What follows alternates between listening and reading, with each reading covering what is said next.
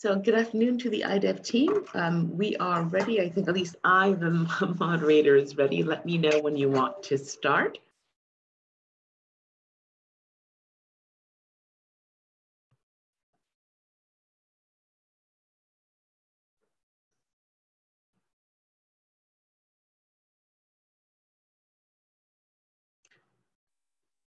Good afternoon.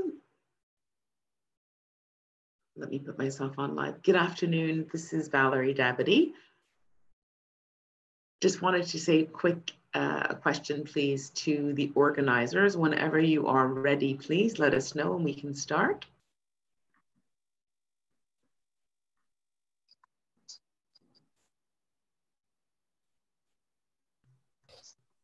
Hello, Valerie. Yes, Papa. Okay, thanks. I think we can give a couple of 2 minutes again for participants to join in, and we can start. No worries. I'll wait to hear from you then. Thank you. Okay, you're welcome.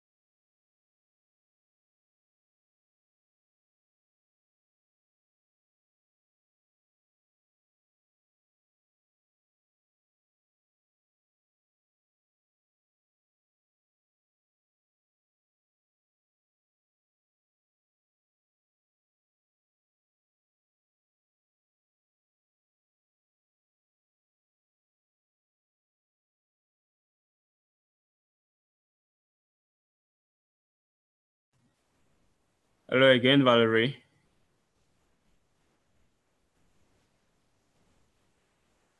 Yes, Felix. Okay, I think you can start now.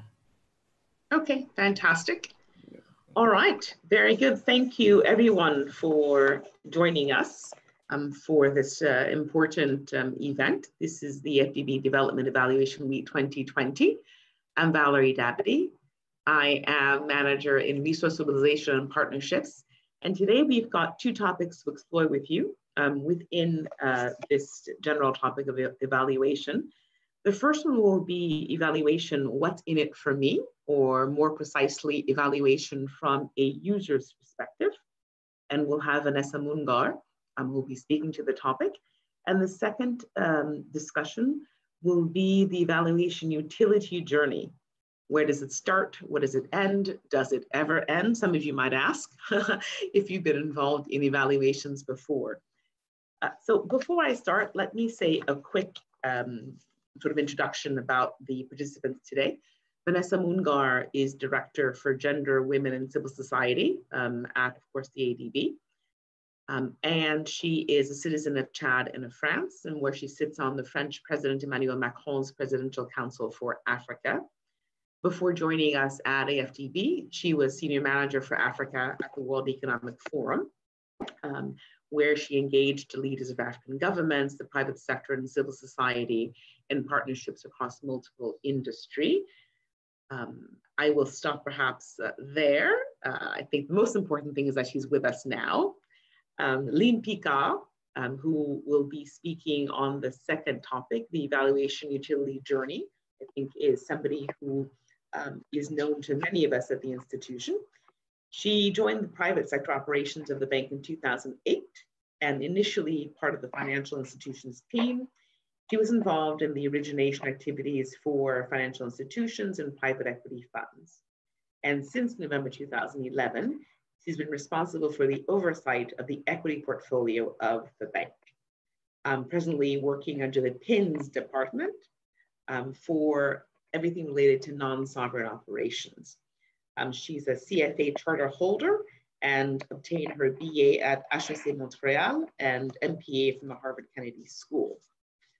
The last person to speak with us on these topics is a manager in the IDEV department, Dr. Rufael Fassil.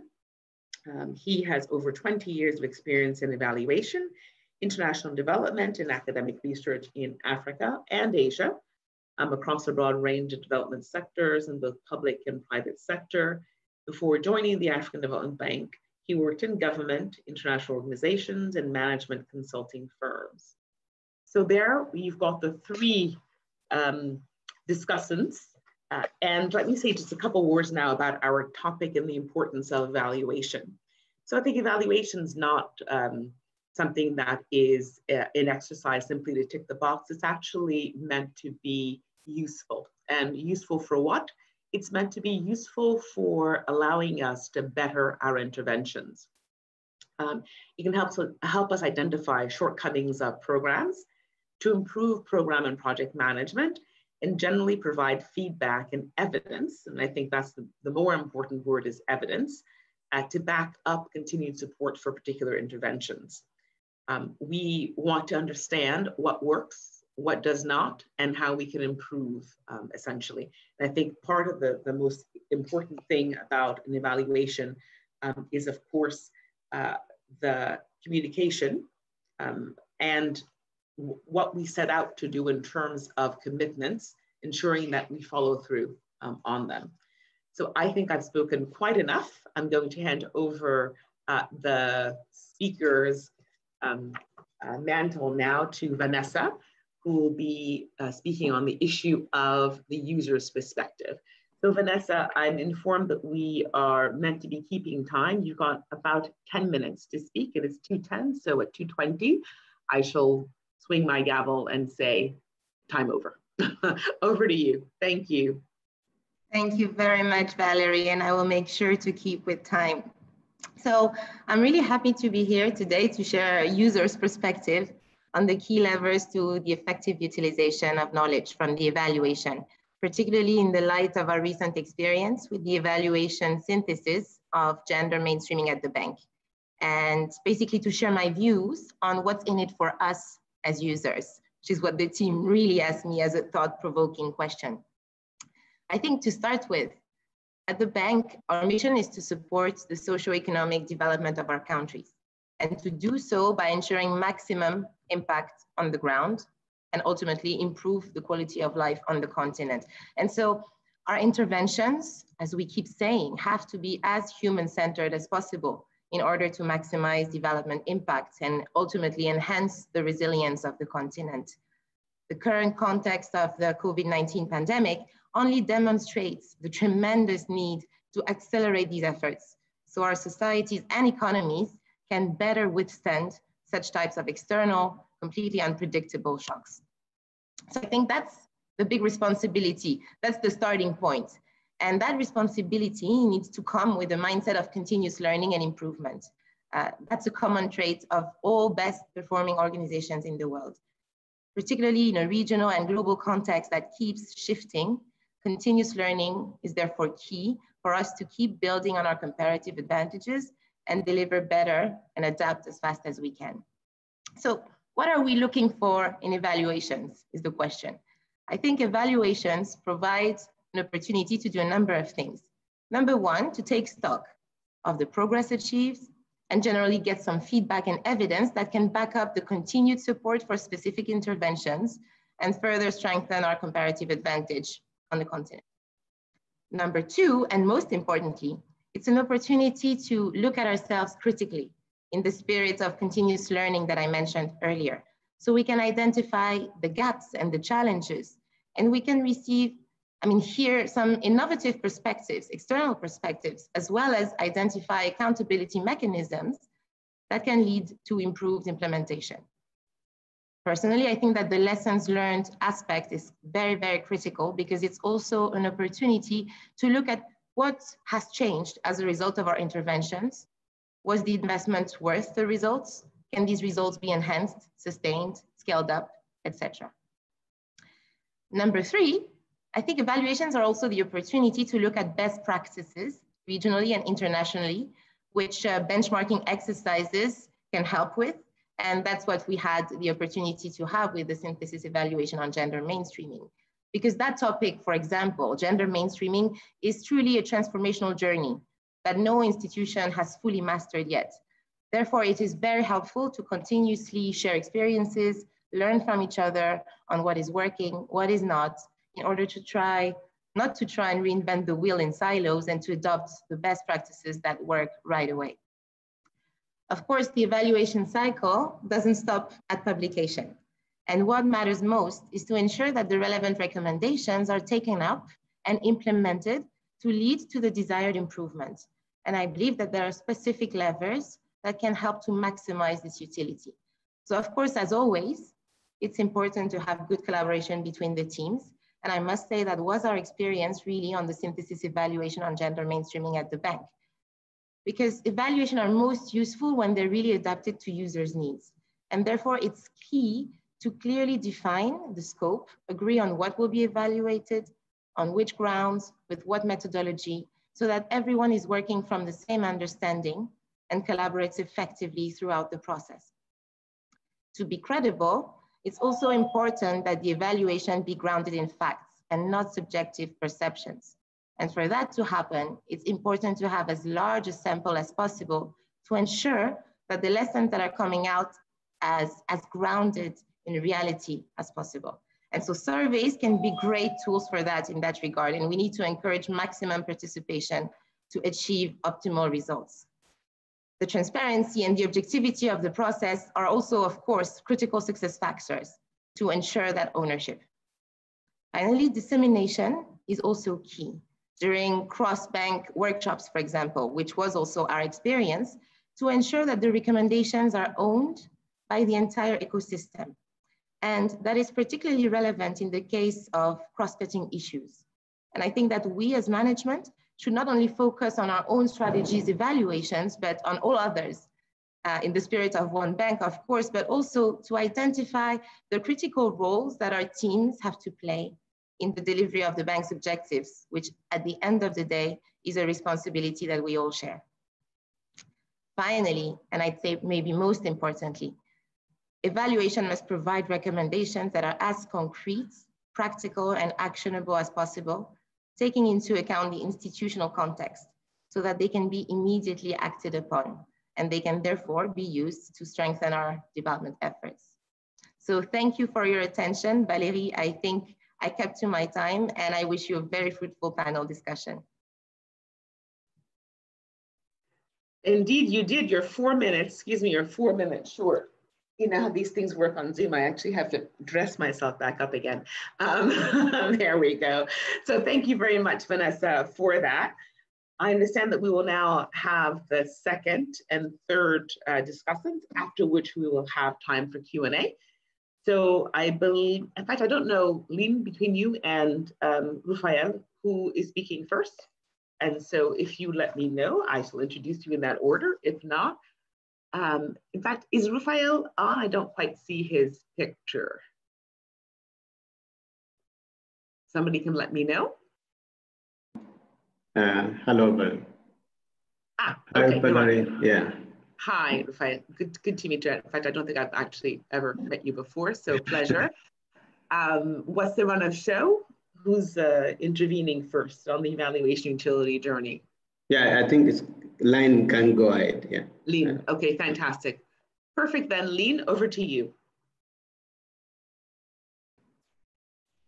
Thank you. My note actually complements quite well what Vanessa just said. So it will maintain with the flow because we are also users and the evaluation utility journey.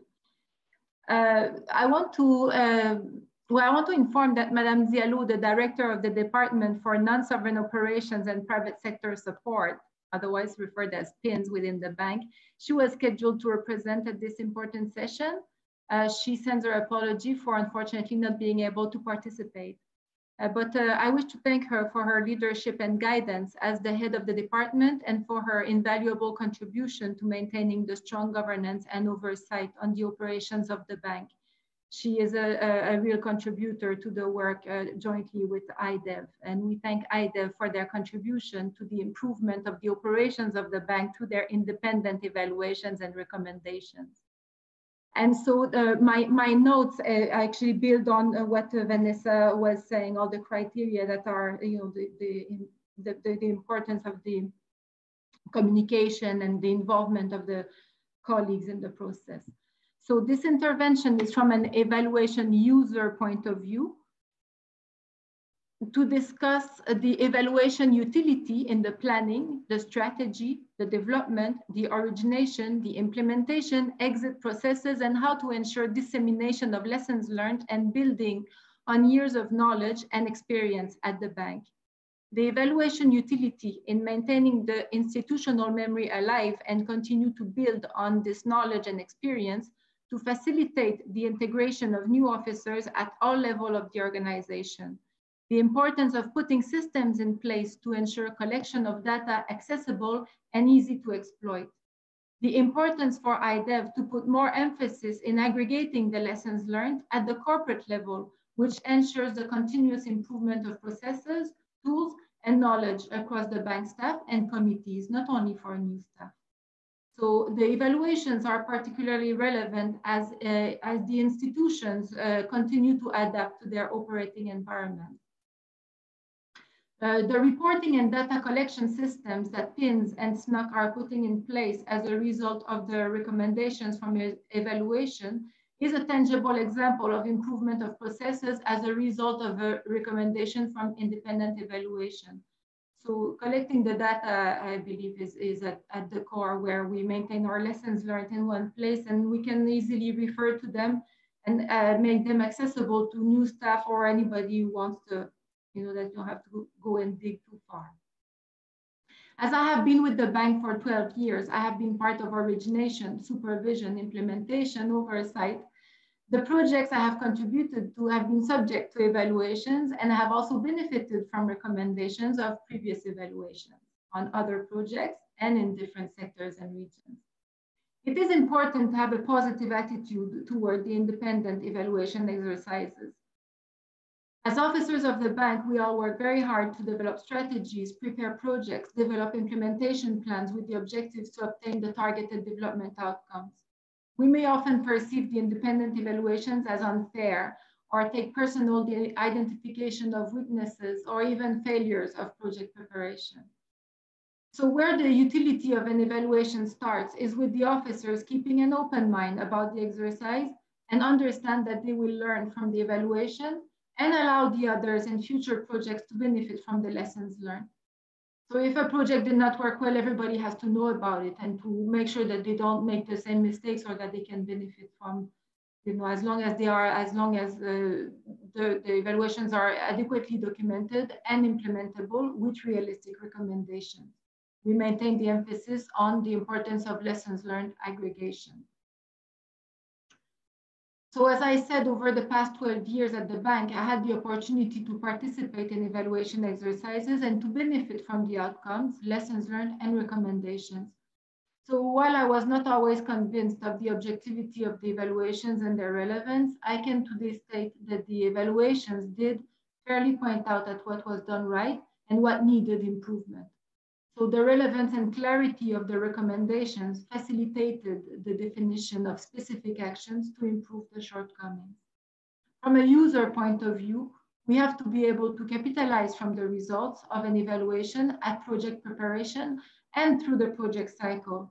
And even before project preparation, at the drafting of the strategies, the policies, the guidelines, which will translate to preparation of investments and or technical assistance projects, which ideally should be integrated and complementary. We have to avoid that someone does something here, something there that never really connects. Furthermore, using the sector and corporate evaluations of the bank, we can learn more about how to best operate within the structure of the bank to optimally use the services of the various departments and country offices. So considering the high mobility, the turnover of officers in and out of the bank and within the bank, one of the most fundamental contributions of evaluations is to boost the organizational learning and efficiently transfer institutional memory. The results of evaluations improve the adaptability of the new officers to their new environment if they are new joiners, and to adapt within new roles or in changing contexts if they are already officers at the bank.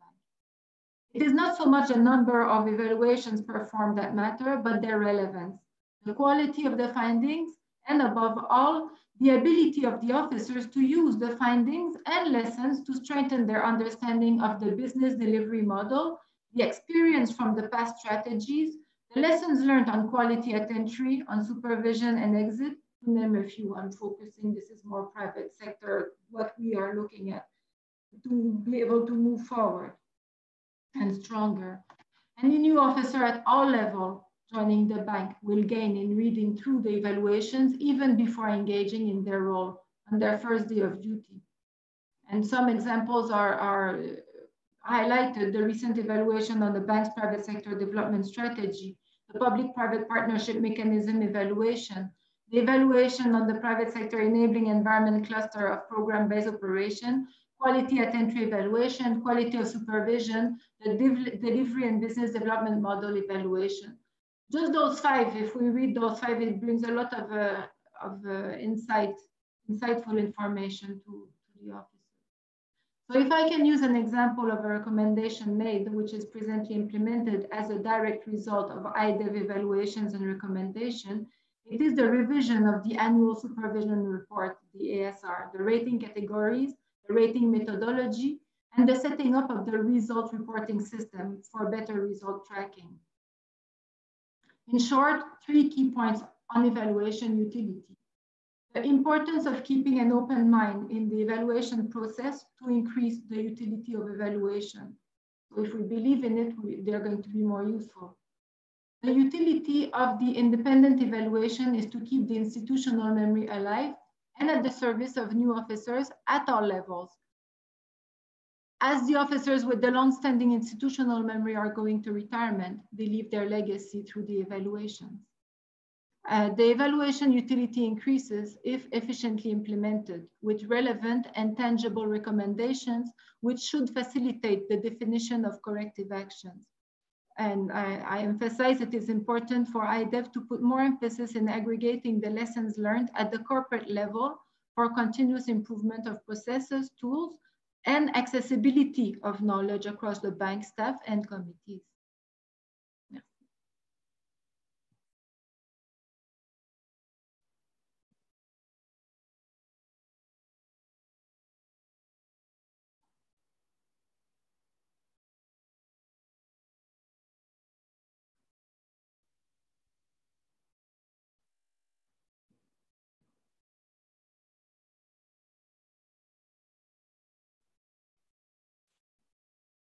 Lynn, are you okay? Yes, did I exceed my 3 minutes? No, my goodness, you didn't have 3 minutes. You had a bit more than that. You just know, sorry, are you finished? I thought you were wrapping up. Je vous remercie. Ah, okay, super. Yes, I'm open for questions. Okay. Do we want to do questions after Rufael's presentation as well? This way you can group them. I think that might be the best thing to do. Otherwise, we're going to run over, even though you guys have done a great job in terms of managing time. So what I would ask folks to do is on the Q&A, if you can just put in the questions that you have now so you don't forget them, I will pass over to Rufael. Then we can do questions perhaps all together.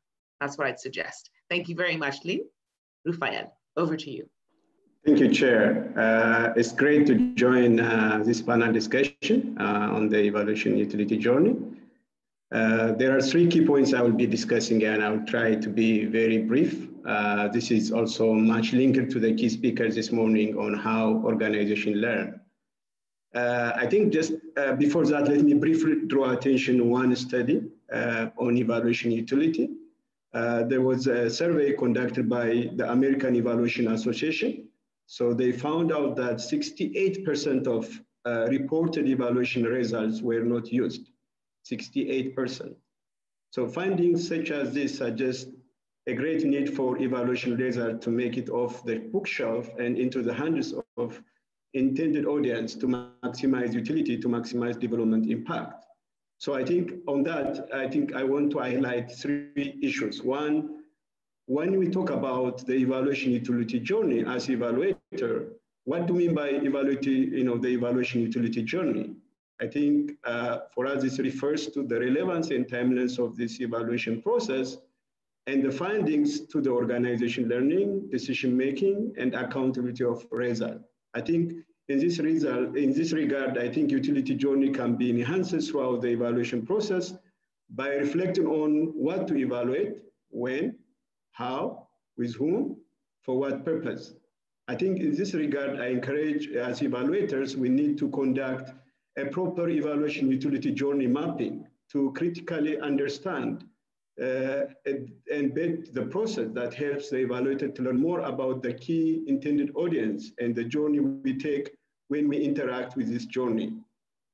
I think in terms of where does it start and end, I think we need to start this process from the planning, from the programming stage. So I think it's important to engage and no surprises. So I think it's very important to engage throughout the process with our intended audience. And as evaluators, I think we need to identify also our role. It's very important is that we are here to facilitate decision-making among who will use this finding if they understand, feel ownership of the evaluation process and findings. So they are more likely to understand and feel ownership. So I think by actively involving the primary intended users, the evaluator is preparing the groundwork for use. And I think I'll conclude by highlighting the key from my previous and current experience, 4 key points that are really important for success factor for this utility journey. One, I think as evaluators, we need to really understand the value proposition or the usefulness of evaluation. Why is this evaluation? I think we need to, I think I heard from the previous panelist mentioning that there are some, similar evaluation and draw and, synthesis. I think it's very important that we conduct a rapid assessment on available evidence from the past and the recent evaluation and identify the gaps and the evidence and knowledge gap to fill that gap rather than, doing the same thing again and again. So I think for this relevance and timeless and rigorous and quality of the evaluation is very important for the utility as a success factor. The second one is very important, is more perception as evaluators is that I think we need to frame this journey as a co-creation of knowledge and evidence between the evaluators and the users. It's not a fault-finding mission, it's a co-creation of knowledge and evidence to maximize the development impact. So I think for this active engagement throughout the process is very important. I think for this co-creation, utility journey creates a unique and continuous collaboration space characterized by shared ownership and enhanced utility. I think this is very important. And to this, I think what's very important is to engage stakeholders in a way that is culturally competent, inclusive, and collaborative while we remaining objective and unbiased. And the third point I want to highlight is, I think it's very important in terms of critical success factor for this journey is that in terms of utility, one size does not fit all, because this evaluation utility journey can take many shapes. Therefore, we have to create more adaptable and flexible spaces in the evaluation utility journey by considering the organizational arrangement in the context of often changing and rapidly and highly uncertain environment. I think last but not least, I think it's very important is that at the end of the day, whatever evaluation product, if we don't effectively disseminate and use that result, there's no meaning. So I think we need to find a ways, thanks now for technology, we have ways to make it simple, the information, sometimes you can't, the management, they don't have maybe time to look 80 pages, how we can make it very simple so that key takeaway message that the management understands. So effective dissemination is very important. Thank you.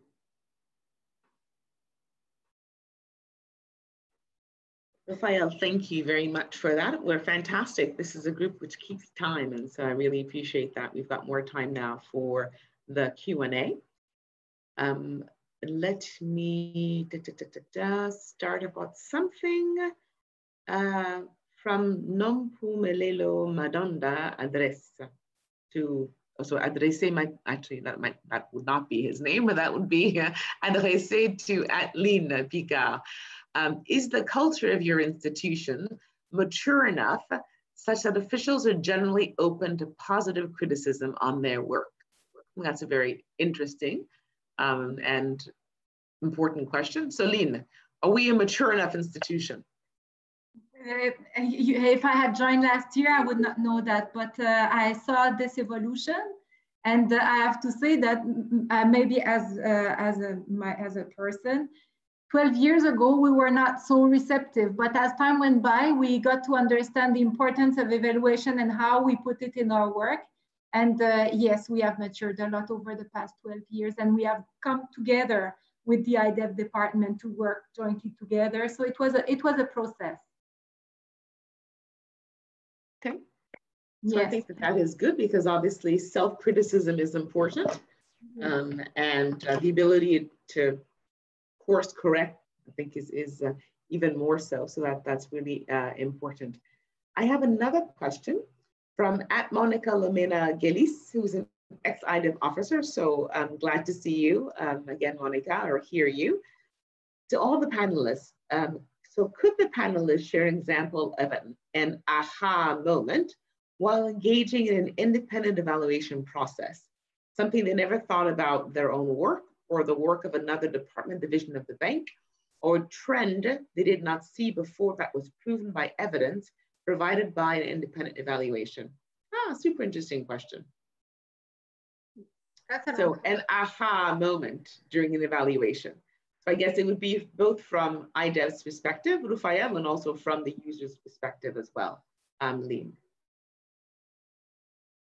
Well, I worked with Monica, and we were exchanging, and I did have one with her, actually. She was doing some, it was very, like, she was doing a safeguard evaluation on safeguards, which was very, very critical. And so, but the moment, when, again, the importance of the communication between the evaluator and the department being evaluated.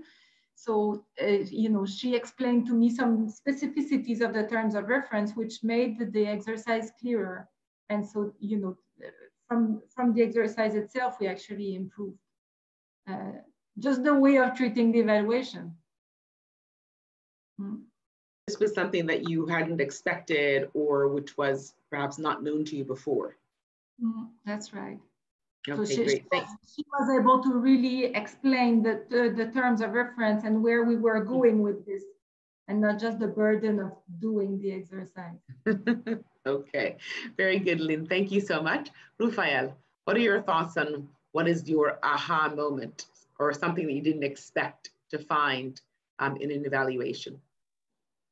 Yeah, I think as evaluators, sometimes we are more from the supply side. I think it's very important to understand from demand side. You put yourself on the other shoes and understand. So, you know, there was one evaluation where we had back and forth with the management, and then there is the question about why, you know, normally, as you know, we use 4 or 5 criteria of the evaluation that are globally agreed criteria. Normally, we say the OECD DAC criteria in terms of relevance, efficiency, effectiveness, sustainability. So then one of the management asks that, why are you using European criteria for Africa? We are Africa here. So I think sometimes it's good you put yourself in the other shoes, because we assume, you know, and assumption is a matter of destruction. So I think it's very important as evaluators, we need to put ourselves in the other shoes and understand and listen actively, because sometimes we think we know and we don't have, you know, that, you know, time and appetite to listen. So I think active listening and putting yourself in the other shoes helps us to normalize and neutralize, and so that at the end of the day, to maximize the utility of any evaluation product. So I think that's one of the moments, to put yourself in the other shoes and help them to understand this is not European criteria, this is a global, even though we say that criteria, but it's not. So I think that's one of the things, like you need to put yourself in the other shoes. Yeah. Thank you. Thank you very much, Rufael, for that. Vanessa, I know, had a time constraint, so if she is still on and would like to answer this question, which I think is a really interesting question, let's give her the opportunity.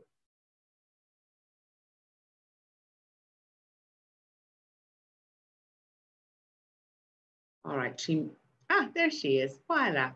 So before you have to leave, Vanessa. I'm sorry, like I was saying, in fact, so my parallel meeting has started. So I was trying to stay as long as I could, but unfortunately I have to leave you. You wanted me to come back on the question briefly? Well, if you have the time. So the question actually was a rather interesting one. What would you describe as an aha moment during an evaluation, perhaps something that you didn't expect as a conclusion from the independent evaluation, or just something which was surprising to you in terms of the evaluation or its conclusions? I think for us, a very interesting aspect when you look at the implementation of gender mainstreaming in the bank and the mainstreaming, the objectives and the commitments we have on gender more broadly, you realize how important it is to have the institutional architecture in place in order to be able to deliver those objectives. However, identifying the optimal institutional architecture is not an easy task. And most institutions try, different approaches to mainstream gender, to tag projects, to use different kinds of tools and processes. And so I think for us in the synthesis evaluation exercise, which was not a traditional one because it also updated the benchmark study with the other institutions, it was really helpful to look at these other examples and other approaches from sister multilateral development banks in particular, so we could really learn from that. Thanks, Valerie. Thank you very much, Vanessa. Good luck with the other meeting, and we'll continue with questions. We're actually doing very well for time. It's 2:40. I understand that we have until 15:10, that is until 3:10. And I see more questions, in fact, for us. There's another question that's come in from Wanjiku Karayuki. And this is more about career advice. So what advice would you give an emerging evaluator at the beginning of their career, or perhaps yourself if you go back to your early beginnings? So I suspect this is more for you, Rufael. Thanks. This is a very difficult question because this is, evaluation is over the last 4 or 5 decades is growing. It requires, some values in terms of integrity, objectivity, in terms of analytical skill. It requires also to have, to always have a positive attitude to learn, because one of, for me, the most important variable for,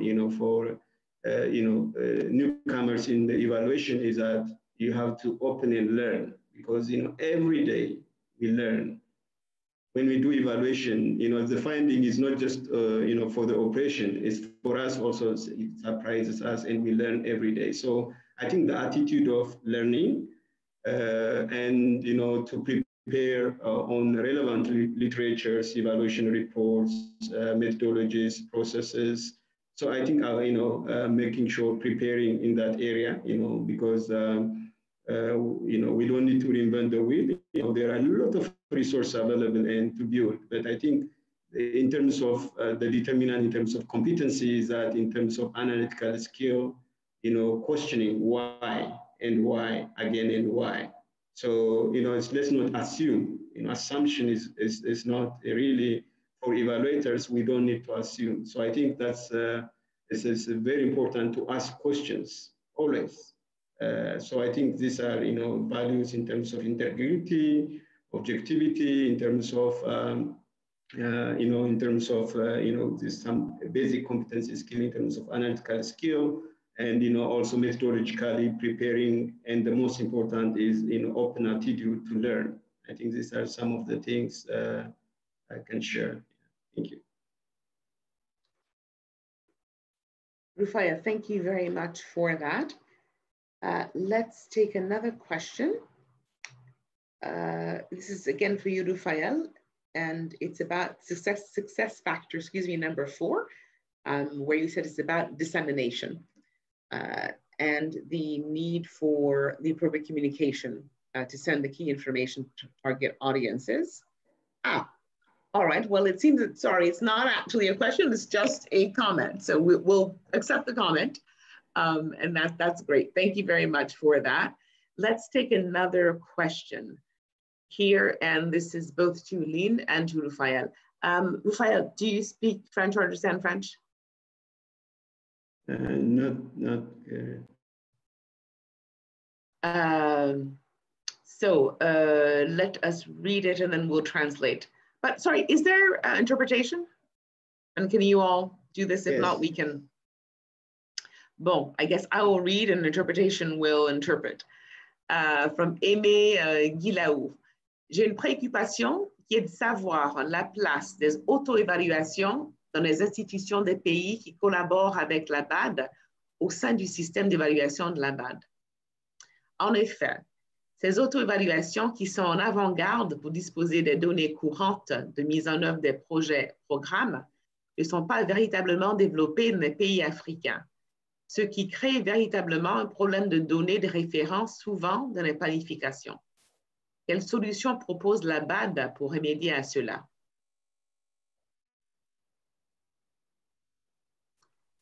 So whilst maybe interpretation is coming in, well, I should first check. Was interpretation coming in for you, Rufael?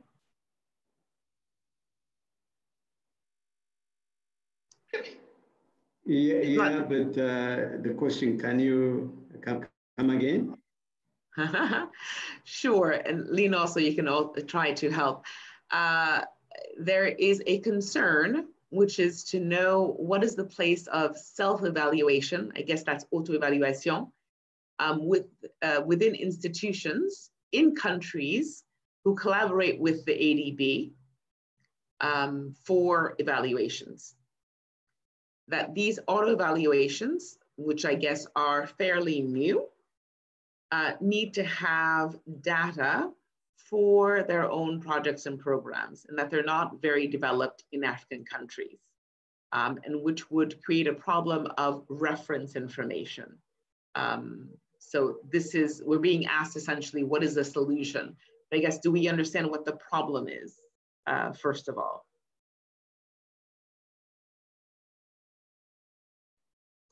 So if we don't, then what I will do is send, well, it's on the Q&A, and maybe what you can do is try to reach out to the person who asked the question afterwards. Maybe with a bit more time we can understand, okay? Next question we have to both of you is, again, can you please share your experience on how you were successful in engaging stakeholders in a culturally competent manner?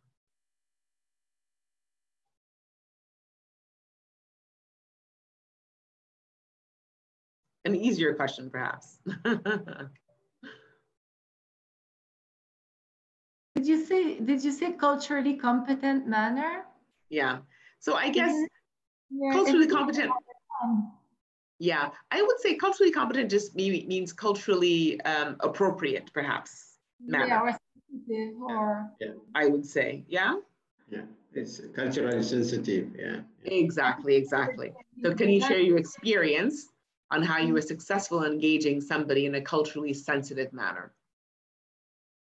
Voilà, Lynn, any ideas before we ask Rufael? In my view, it's in the DNA of the bank. Culturally sensitive is something that I find that the bank, in terms of, we're always very culturally open and sensitive. That's what I find. No, but I think the question was, can you share an experience where you've had to do this? Yeah? And the evaluation. I would guess, successfully in engaging stakeholders.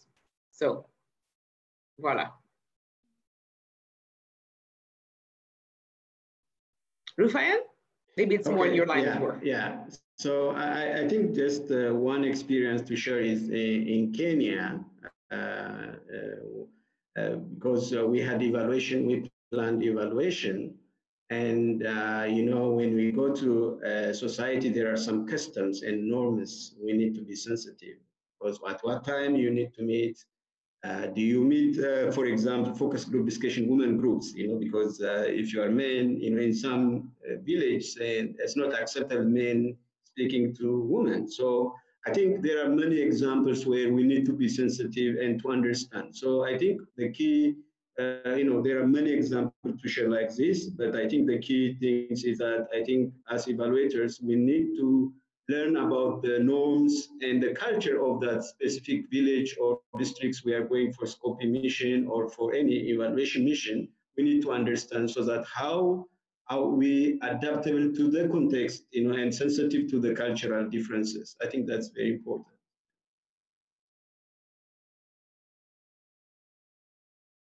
Thank you, Rufael, for that. That's good.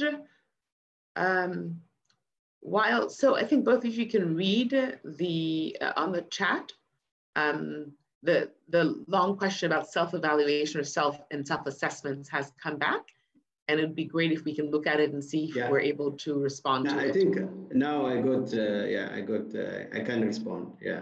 Okay. Very good. Thank you. I think this is a good question, and I think it's a legitimate concern. This is self-evaluation within the bank, compared to other MDBs. We need to more work. We need to catch up because, for example, when we look from the private sector side, we just had for last 6 years, we didn't have a proper synthesis and validation. We just completed this year. And, just in terms of the self-evaluation process, there are different school of thoughts was saying, should management invest on that? Because IDEV as independent function, we do the self-evaluation in terms of, in terms of if we do, in terms of the sampling, how many of them, because there are many, for example, on the sovereign operations, we have a number of, PCRs. We do all the validations, and it has implication in terms of resource because, whatever you do, it costs us, level of effort and there's a resource implication. What is the added value of doing that? So just, to react, currently, I think we feel comfortable. And this year, for example, we completed all the validation. And we are, catching up with other MDBs, improving the self-evaluation system. I think in the self-evaluation, what's very important is we want to narrow the disconnect between the self-evaluation and our independent evaluation. So when there is a disconnect is narrowing and, and converge, that means we are really improving in terms of, in terms of quality and other things. But currently, we have a lot of things to, do. But just what to highlight is that there is a plan in place, and we are really catching up. But we understand that there's a lot of work to be done by the bank in terms of improving, the self-evaluation system. Thank you. So I hope that Madame Guillaume was satisfied with the response to that. There's another question just about whether or not there exists an association of African evaluators or an African framework for evaluation. Does that exist? Rufael? I think maybe it's good to get specific question because evaluation is very complex. When we talk about for Africa, we have different sectors, different priorities. What do we mean by framework for Africa? So I think maybe it's good to get unpacked so that to address a specific question. Sure. I guess there was also the question, is there an African Association of Evaluators? Is that clearer? Yeah, we have association, yeah. Okay, All right, very good. And so I imagine too that there is some sort of international grouping of evaluators if there's a regional one. And is the bank a member of the association, whichever, of evaluators? Yeah, it's called, I think it's AFRA, it's the African Evaluation Association. So we collaborate with them, we work with them, and so AFREA, AFREA. Yeah.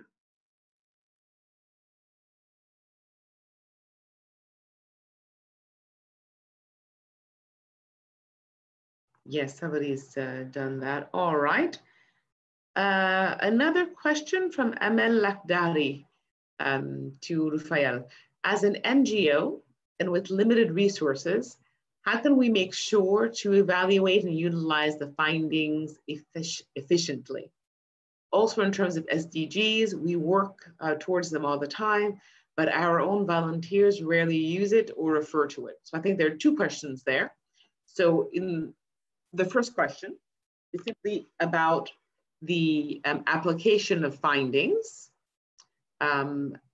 If you're having limited, or if you have only limited resources, what's the best way to ensure that you can utilize the findings from evaluation?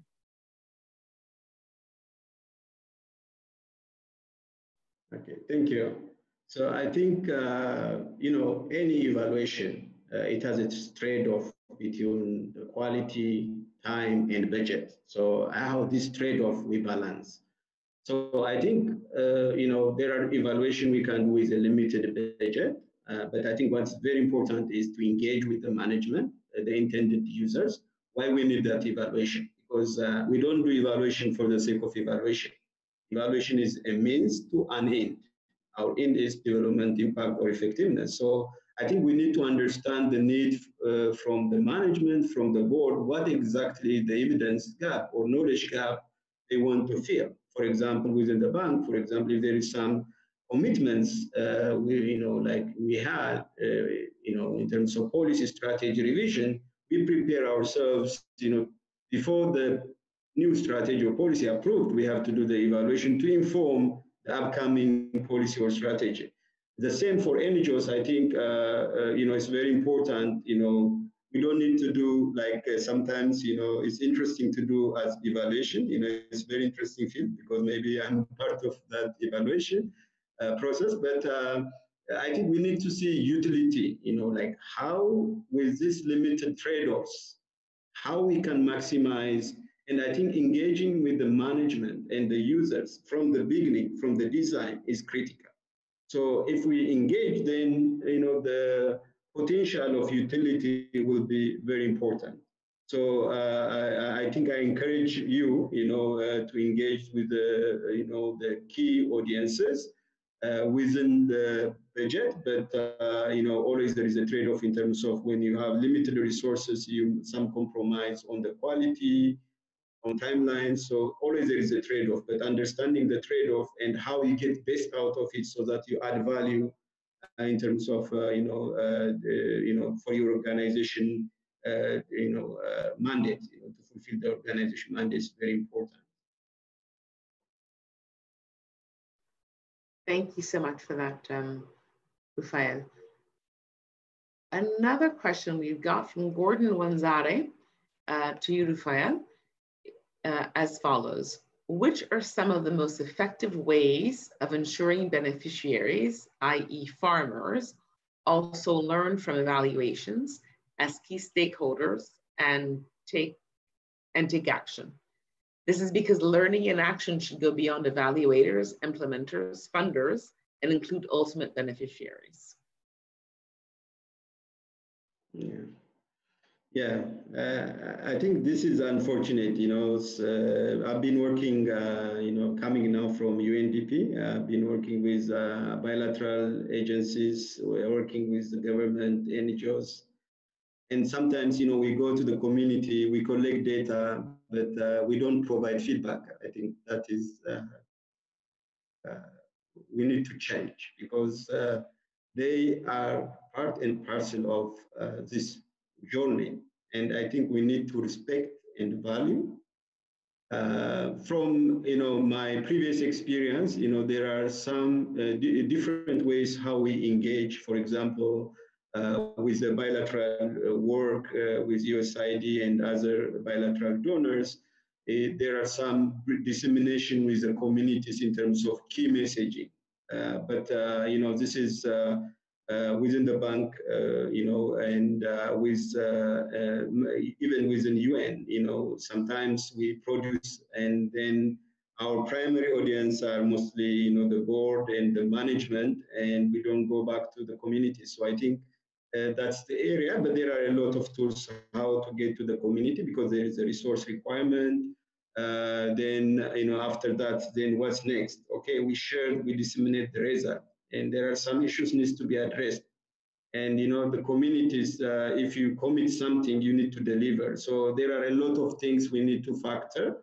But it's one of the areas, I think, as in terms of utility journey, when we say stakeholder, we just sometimes preaching, not really engaging. The primary for me is that for example, for the bank, we want, at the end of the day, quality life of the people of Africa. So I think the beneficiary are the most important thing. So how we put this, beneficiaries top of our priority and agenda, and to be part of this journey, utility journey of the evaluation, I think that's very important.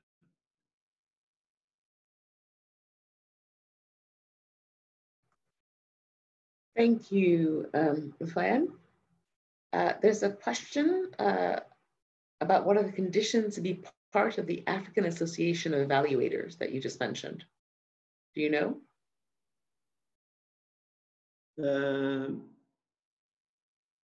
In fact, sorry. Yeah, it's already.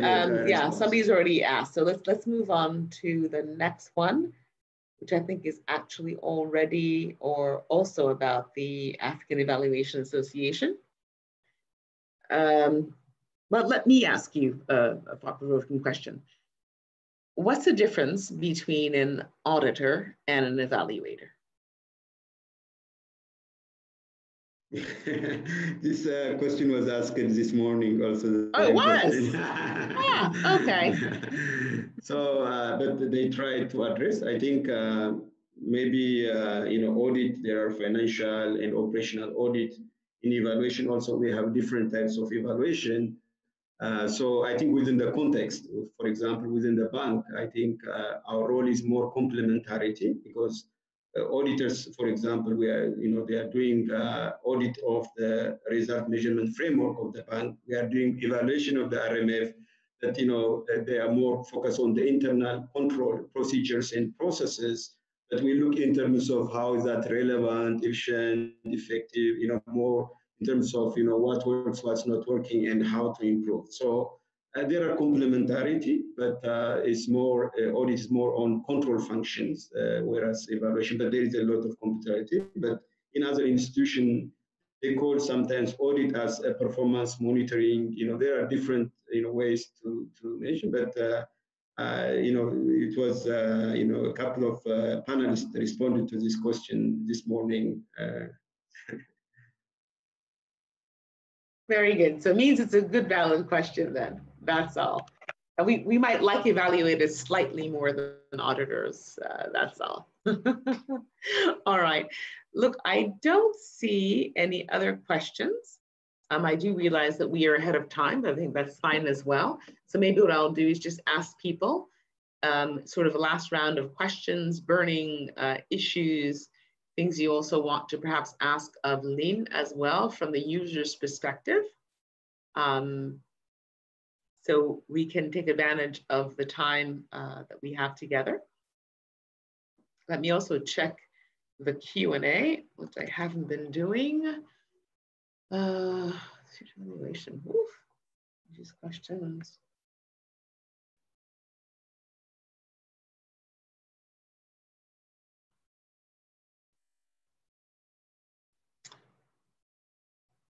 All right, there's a question. It is, what's the impact of the evaluation mechanism on the performance of projects and programs? And at what step in the evaluation process do you reach out to beneficiaries, or are they implicated in your evaluation? Do you want me to repeat, or are you okay? Please, yeah. Sure. So what's the, let me get me out of the full thing. Give me a second. There we go. What's the impact of an evaluation on the performance of projects and programs? And the second bit of the question is, at what step of the evaluation do you reach out to beneficiaries or involve beneficiaries? Yeah, thanks. I think the first question is it's a good question. The second question, the first question is more impact. I think impact means different things for different organizations and institutions. So I think I just want to understand what exactly the first question. But the second question is that in terms of the impact, in terms of maybe let me address what I assume, maybe rather than it, let me quickly react to the first question. Impact, I think for us as a project, we have, because impact evaluation, if we are talking about the project impact evaluation, or are we talking about the impact of the projects? So I think there are two things. Are we talking about impact evaluation per se, or are we talking about what is the impact of our evaluation? So I just to understand maybe quickly, and then I can respond. Are we talking about, he's asking or she's asking about the impact of the evaluation? What's our impact of the project performance evaluation, or about the impact evaluation per se, impact evaluation? Excuse me, if I may, the way I understand it is, what is the impact of the evaluation on the future performance of other projects? I would say it really depends on the ability of the institution to integrate all the lessons learned, as we discussed earlier. So it will depend on the ability of the institution to integrate the lessons learned into the project preparation process in the future. Yeah, thank you. I think maybe this question is better answered by the next panel as well. Yeah. Thank you. I think also maybe to add, I think if that's the question, I think that's also, the engagement during the planning process. For example, if you look about DBDM, if you look at corporate, most of our corporate evaluations, really, that evaluation came from the management. They want to know what works, what's not working. There is, already some plan, just to be informed by evidence. So they have some knowledge gap. So if there are some plans, like already by management or by board to make decision, and if they need some practical evidences and knowledge to fill that gap, really the utility would be, in terms of the impact, would be huge, like the BDM.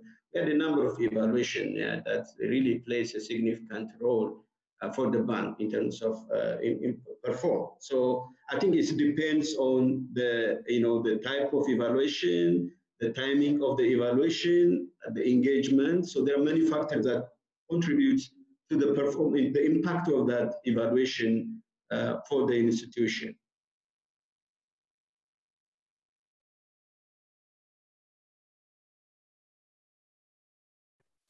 Thanks, Rufael. For the second question in terms of beneficiaries, I think it depends also in terms of evaluation types. So, for example, when we do impact evaluation, we have household survey, communities are involved in the process. We have, different country strategy, the evaluations. So it depends on the type of evaluation. Yeah, of course, beneficiaries needs to be involved throughout the process. From planning, from the inception till the dissemination, but it depends on the types of evaluation. Thank you.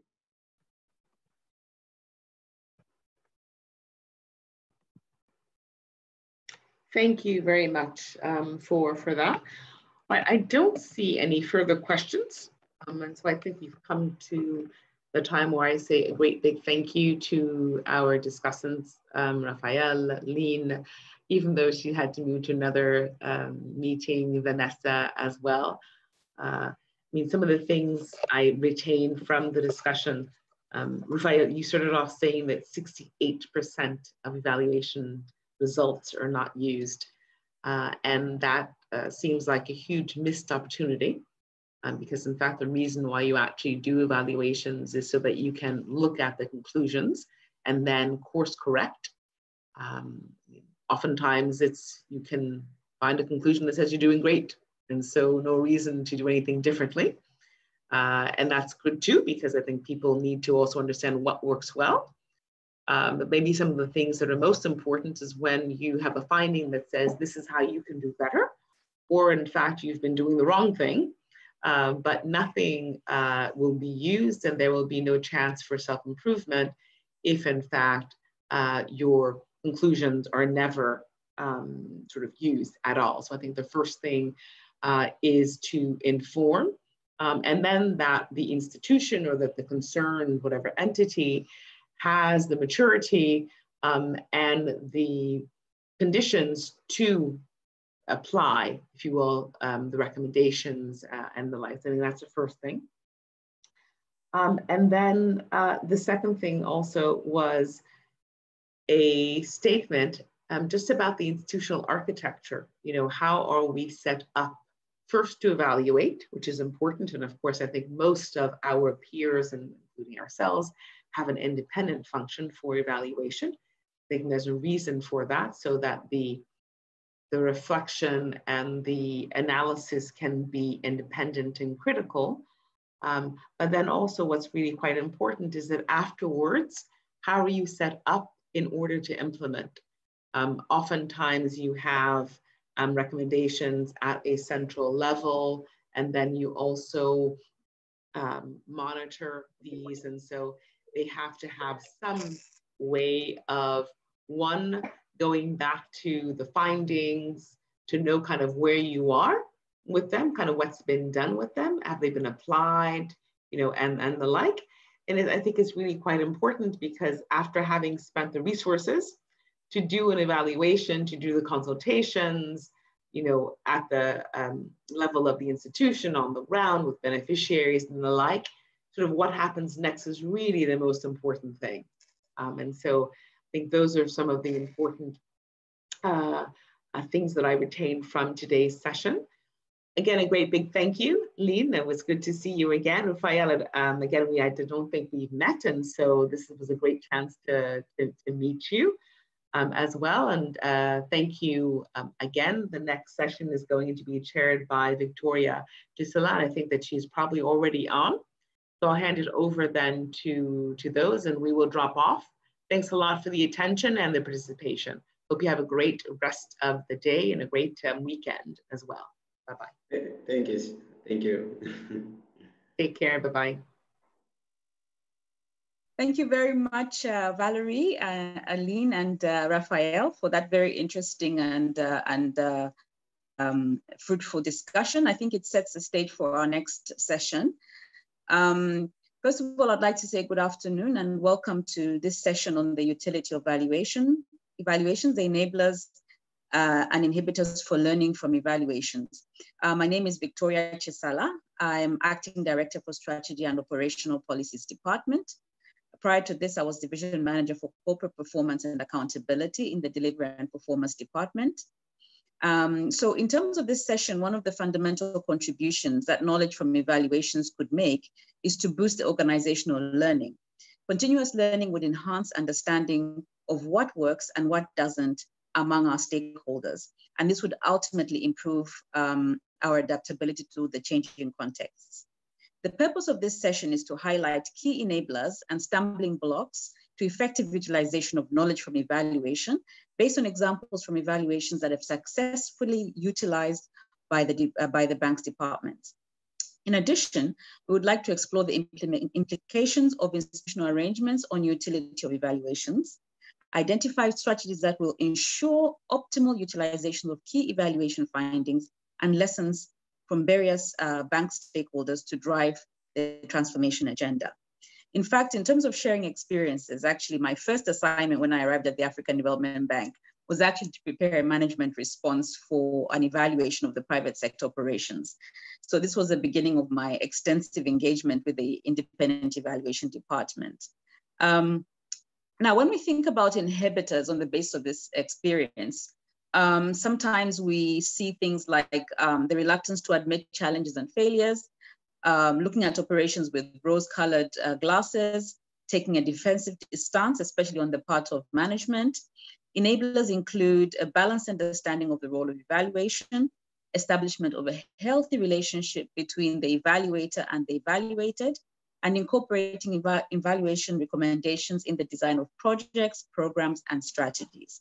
So with these few words, I would like to now introduce my distinguished panel for this afternoon. We have Yolanda Hegney, I hope that I'm pronouncing that correctly, who is a consultant committed to the growth and development of leaders and their national and regional global organizations. Her clients include the World Bank Group, International Monetary Fund, the African Development Fund, FAO, and the Bank of Ghana. Prior to this engagement, she worked for the World Bank over 11 years, where she was part of the HR executive team and the International Finance Corporation. She headed an institutional design team at the World Bank Institute, and before she was Director of Education of Technology at Berry College in the United States. The leadership development and learning programs that she launched were described as best in class by McKinsey in 2009.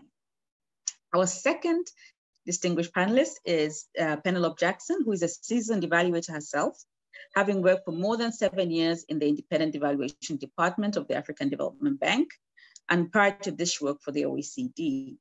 She transitions to evaluation from conducting performance audits, I hear the audit word there, of a national aid agency. Having spent some time in evaluation and audit, she recently moved into a new role where she seeks to proactively solve some of the problems that are repeatedly highlighted in evaluations. She's now manager of the Quality Assurance Division, which is currently focused on improving results planning and management in bank operations. So with these brief introductions, I would like to now ask Penny Jackson to share with us some preliminary reflections on the subject that we are discussing this afternoon. So over to you, Penny, please. Thanks so much, Victoria. I hope everyone can hear me loud and clear. I'm going to give a very brief introduction. I know Yolanda also has a very interesting story to tell us from a different institution. So I'll talk directly to the questions raised by IDEV about the enablers for learning and the nature of the organization, because let's be clear, the two things are very much linked. And I'll mention a recent example from the bank's experience that I'm most familiar with. So according to me, what are the enablers? I tend to see things at a very practical level. And basically what I've seen at the bank are three main enablers or groups of enablers. The first is really about the space that we make available for learning.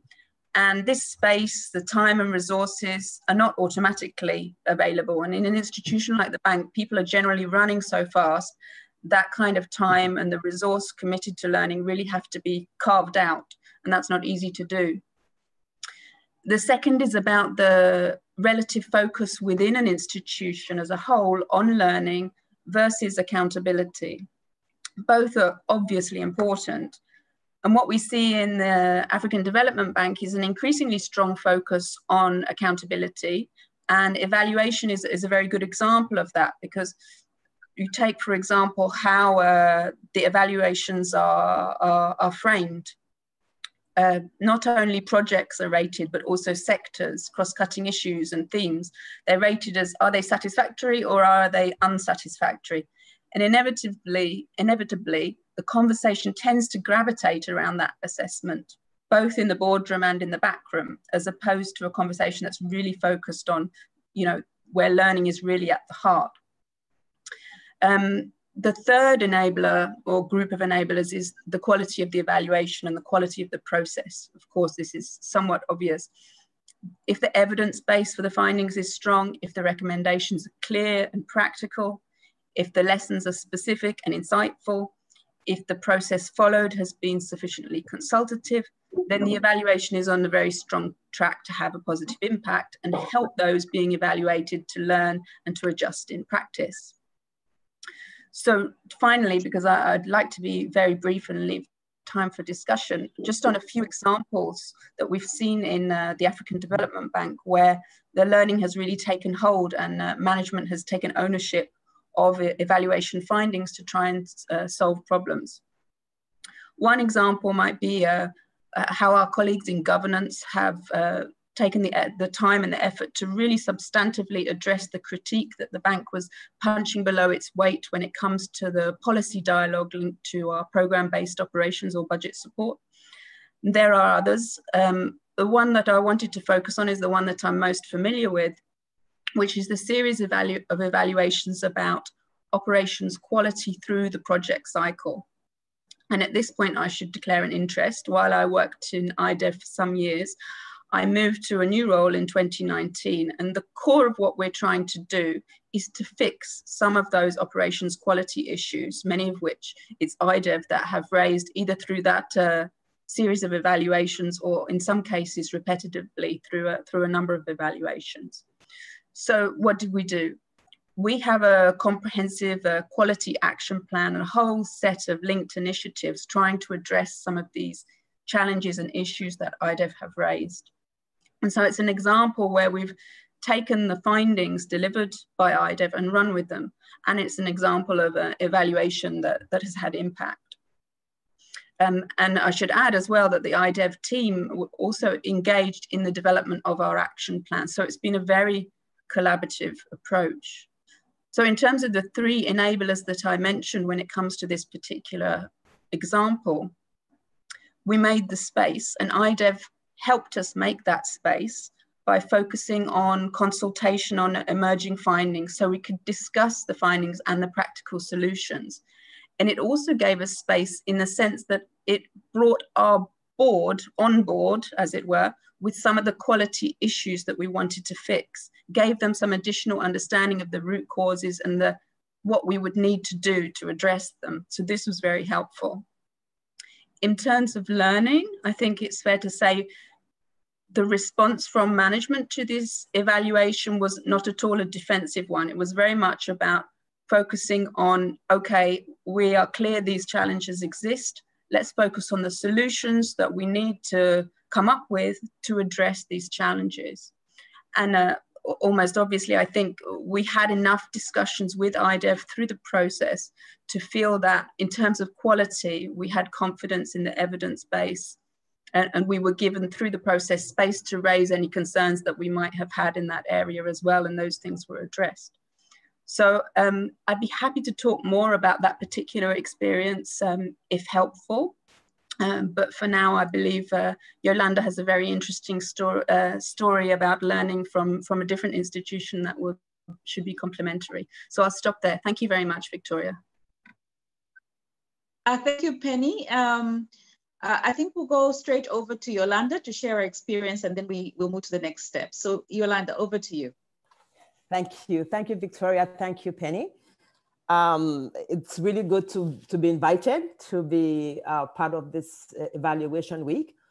I would like to just step back a little bit and just define a learning culture, an organizational learning culture. It's come out already, but just to put a pin down, you could simply define it as one in which individuals and their organizations are committed to continuous learning. It came out in the first session. So I just want to talk about that. And so to reinforce what Penny has talked about in terms of what are the cultural enablers, I would like to use the analogy of a three-legged stool, S-T-O-O-L. For a stool to be balanced, let's just say, let's get three, not four legs like most tables have. Let's start with three legs. The first leg and the first enabler of an organizational learning culture has to do with individual capacity. It has come up before. In the first session, Rufael talks about capability and personal values of integrity. For a learning organization, that's the key, that's the first key enabler. And it is more at a practical level. We're all qualified. If you get a job in these organizations, you are qualified. But how do you add to that capability and qualification with your individual practice that nobody else can make happen except yourself? And aspects of that individual capacity and practice has to be, what's your personal vision? What drew you to this profession? In this case, evaluation strategy, audit, whatever it is, what's that personal vision? And how do you align that vision to every opportunity that you have? If you move from IDEV to resource mobilization or IDEV to a strategy, how do you align that vision? Because it does vary a little bit, and only you can do that. We believe that that's a key enabler, and that requires at a practical level, personal reflection. Only you as an individual can track how you are progressing towards that vision and making time for mindfulness. And that is a feedback loop at an individual level. How are you paying attention to how the system is reacting to your vision?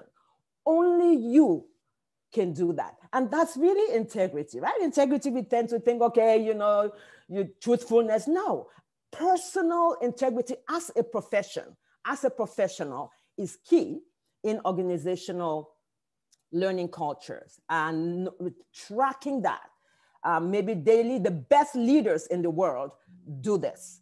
And so for us, it is non-negotiable. Number two, the second enabler and the second leg of the stool is the leadership style. In organizational level, in organizational learning, there's leadership at all levels. Of course, you're part of an organization. Of course, I was part of an organization where we have formal authority, formal leadership.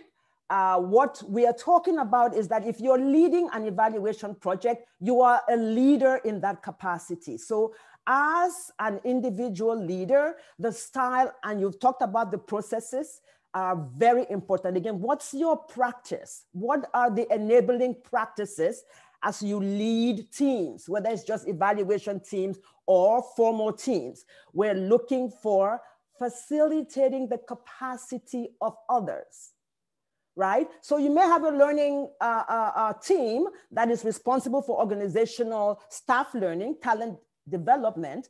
But if you have a team, how are you ensuring that their capacity is improving? How are you sharing the load of learning? How are you demonstrating the same curiosity that they need to demonstrate?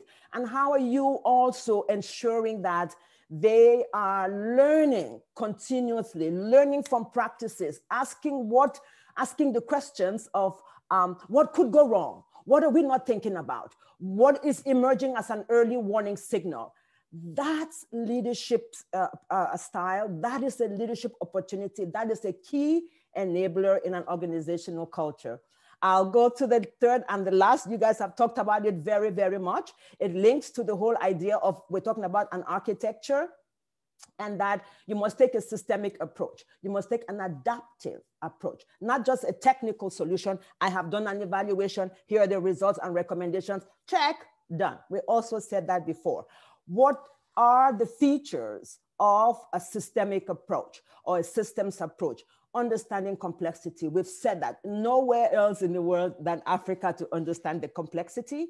Using systems thinking tools, which we've talked about. What kind of engagement? We are saying dialogic, meaning that it's an ongoing dialogue, and also using an evidence base. That's key in what you do. You've talked about it, but this is also important. As the leader, do you have a vision of the whole system? Or are you only focusing on that little snapshot, right, of time that the evaluation is talking about? We think that it's important. I want to just talk about one more thing. If you bear in mind an iceberg, in evaluations, the way I have experienced it, if you only talk about the results, you are focusing on the tip of the iceberg. And what took down the mighty Titanic was not what they could see. It was what was underneath the waterline. And so we say that when it comes to a systemic approach, you have to acknowledge, you have to get in touch with the architecture of the invisible. What are we not seeing? That's what's going to take us down. It's not what we see. And so what do we do with the best evaluations, right?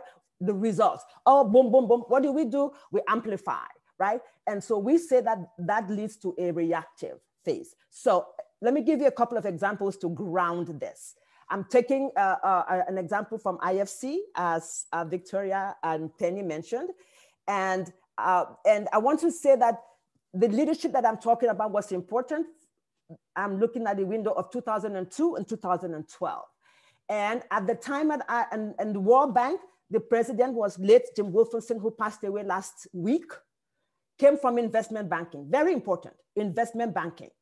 And he appointed the CEO of IFC, also from JP Morgan, right? Two investment banking professionals, leading World Bank, leading IFC, and they appointed my own vice president of HR, also who was an organizational learning guru. So that's what we had as leaders who cultivated this culture. And it was a culture of also performance, because they were investment banking. They were measuring themselves against real financial successes, financial performance. That's also important. And my boss then had to put incentives in place for high performers. That's the systemic approach. So it was not just that they had the best evaluation results that were used. Two examples. I know I'm taking too much time. In 2008, IFC appointed a brand new director of Europe and Central Asia. She grew up in DC and was sent to Asia. What happened in 2008? The financial crisis. Where did it start? Subprime lending in the US. My boss said, she is new, go meet her in the fall of 2008. Ask her what are her top 3 business challenges. She gave me the top 3. One of them was, Yolanda, this financial crisis that has started in the US, the subprime lending, will hit our portfolio in Eastern Europe. We are heavily leveraged in the Ukrainian bank systems. It will take us down. I am looking at my pipeline of investment officers. They're very new, hired in Moscow. Bravo, we're hiring local staff, but they know nothing about IFC's lessons from evaluations. So Yolanda, being in charge of staff learning, leadership learning, and organizational learning, I had to go to the loop. I became the loop to go to our SOU, Special Operations Unit, to say, dust off those evaluations from the Asian crisis in the 80s, dust off those evaluations from the Argentinian crisis in 2002. We would have thought, oh, well, nobody used them, they're sitting out someplace else. No, we got 2 retirees to develop training. We call the training Storm Watch. There's a storm brewing. What are the lessons that we have from past experiences that the investment officers in Eastern Europe should know about? Long story short, within 3 months, we trained every single one of the 330 investment officers around the world. Every regional director saw as a liability an investment officer who did not know the lessons from experience from Asia, from the Asia crisis, and from the Argentinian crisis. What did IFC do well? What did IFC not do well? So that learning culture showed up, and then the Ukrainian banks were paying IFC money to learn from our case studies. IFC was making money. They should have paid me money. You know, they just gave me my regular salary, but we were delivering training in Ukraine. In the same window, let me go to Africa, right? All African IOs, by the way, were trained. In Africa, I have some numbers. In 2002, when I did the first retreat in Africa, in Johannesburg, IFC's portfolio was 140 million. and our syndications resource mobilization was 26 million. They were complaining and complaining. Hi, Yolanda, you will have the opportunity to come back. So thank you. I'll stop right there. On the example. Thank you. Thank you. I'll stop right there. But just to tell you that even when you think it's forgotten, if you have the loops in the system, they will be retrieved and they will serve a purpose. And I just wanted to show the same way that in Africa, Africa moved in 10 years because we kept those reinforcing loops. I'll pause. Thank you. Thank you very much for that very insightful and those very good examples. So this time, I think what I just like to announce to the participants that you can pose your questions to Yolanda and Penny in the Q&A. So please feel free to post your questions there. So we'll come to those. But first, I just wanted to touch on a couple of points that I would like to ask the speakers to elaborate on. One of the things that came to me was the issue of culture. And I just wanted, Penny, for you, I think Lynn made some reference to that. How have you seen the culture within the African Development Bank over time in terms of the evaluations, how they view evaluations, particularly from the part of management? If you can just say a little bit about that. Thank you. Sure, thank you, Victoria. Yeah, I think over time it has changed. I think two things have happened. One is IDEV has got stronger. So what they're able to deliver in terms of useful evaluations and the evidence base and so on, as that gets stronger, so does the positive reception from management. And then on the other side, I think you know, it's no longer the case that evaluation is seen as a kind of a bit like the auditors, and that's a whole separate conversation. But to some extent it is, and it depends on the individuals. But I think broadly across the institution, there's a lot more openness because they've now seen examples of evaluations that have really been useful. Because it's not all about a critique, it's also about, okay, in effect, it's almost like free consultancy for management. If there's a really good evaluation done of a certain area where there's a need for information, then that's generally welcomed, especially if, you know, if it's framed in a way where the focus is really on learning. So I think it has changed over time, and I think for the better. Thank you very much, Penny, on that. Yolanda, I just wanted to, you spoke about the extensive training program that you did. I think you said over 300 staff training. And I think one of the challenges that was identified, Penny mentioned it earlier, is one, the issue of establishing space for learning from evaluation, and also something to do with incentives. I mean, how do you make sure that the staff that you know, are focused for this training really have the incentive to take up what you're suggesting? So Yolanda, just a few remarks on that. Thank you.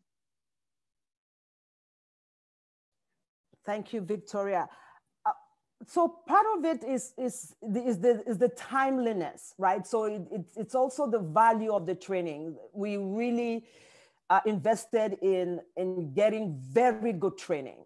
And number one, the quality was non-negotiable. And then number two, the timeliness. Although there are standard trainings available for staff for onboarding and for credit training and all of those, what we would do is make sure that we were timely. So if audit identified a risk area, one of the first trainings that I did in the IFC was audit identifying the risk between IFC appointed board members, right, who were retirees, serving on boards. The audit said there's a conflict of interest. There's a potential conflict of interest. So I was brought on board to work with the Corporate Governance Association right down the street from IFC to deliver 90-minute best practices on corporate governance. What's the framework and what was the 90 minutes? And believe it or not, it was 2002, it was virtual. So one, staff did not have to leave everything they were going to go somewhere for training. They could literally, and their managers sat with them. So if you were in our Johannesburg office, the manager sat in the training with the investment officers. Again, why? Because there's this perception of if you don't know the lessons from corporate governance externally and internally, you are a liability to IFC. So that culture, that performance culture that somebody is tracking, how you are going to perform in that next deal, how you're going to demonstrate the lessons learned and avoid the risks that were just identified by audit, identify how you're going to mitigate the risks that were identified from an evaluation.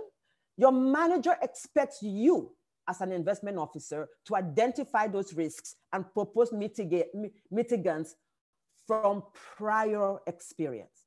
So see, you see the loop there? So my 90 minutes, I had to turn people down. They were fighting. I don't know how many times I had to chase people for training. All the time I was a gatekeeper. No, we are over capacity. Wait till the next session, wait till the next session, wait till the next session. So the value was very good quality, the timeliness and the culture of applying an expectation is what drove the demand for learning. And we made it easy, bite-sized, right? It was not 5 days somewhere or even a full day somewhere. We do have sessions like that. But when it came to learning from audit, to react and to mitigate from evaluation, critical evaluation, we made it timely.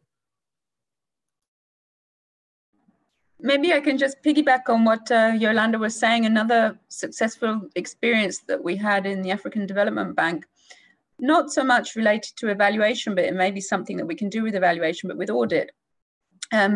We held what we called the CMEX, the Country Manager Exchange, for all the country managers in the African Development Bank. So they're spread across the region. We got them all in one place, obviously, before travel restrictions kicked in.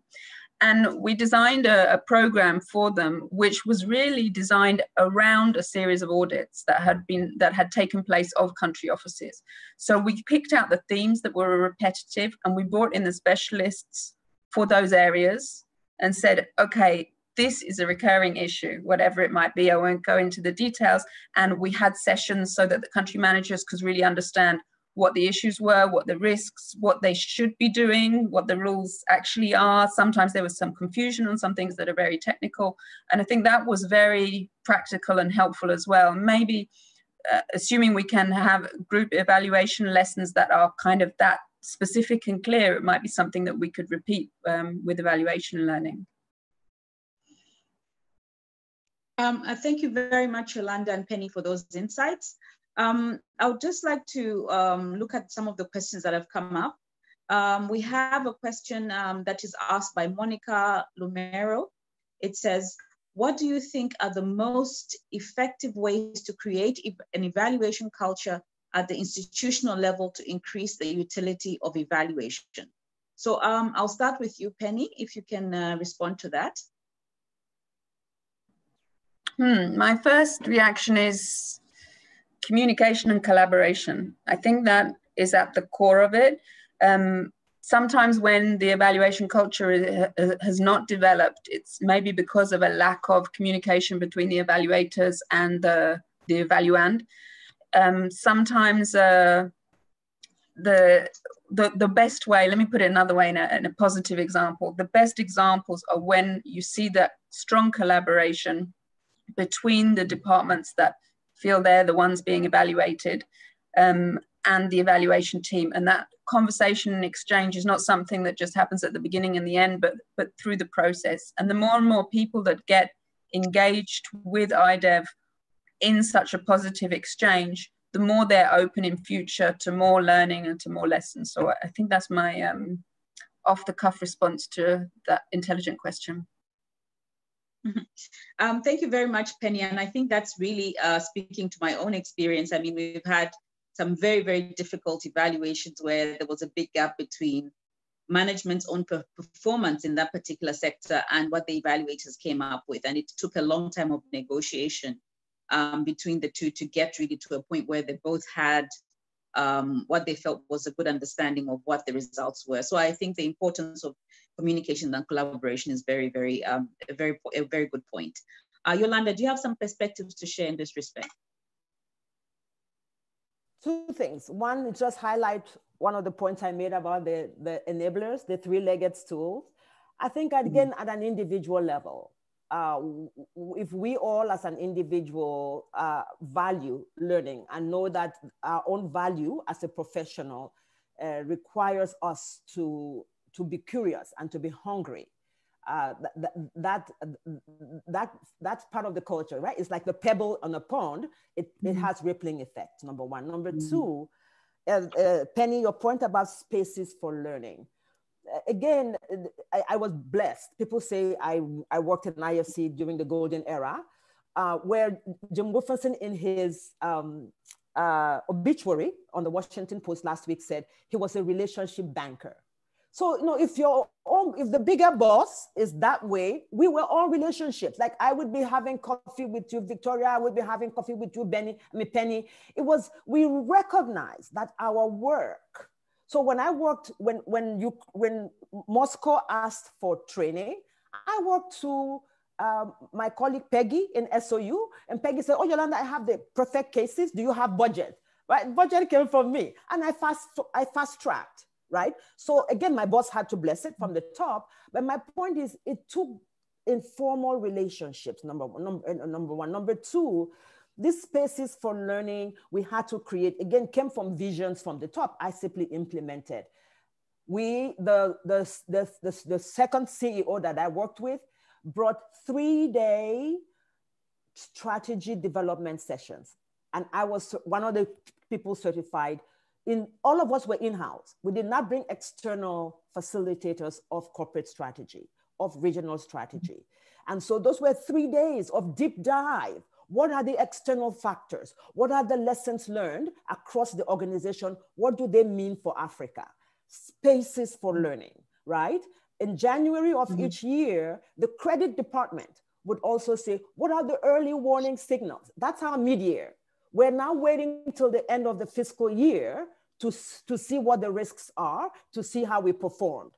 But mid-year, January for us, the credit department will start. What are the early warning signals from our credit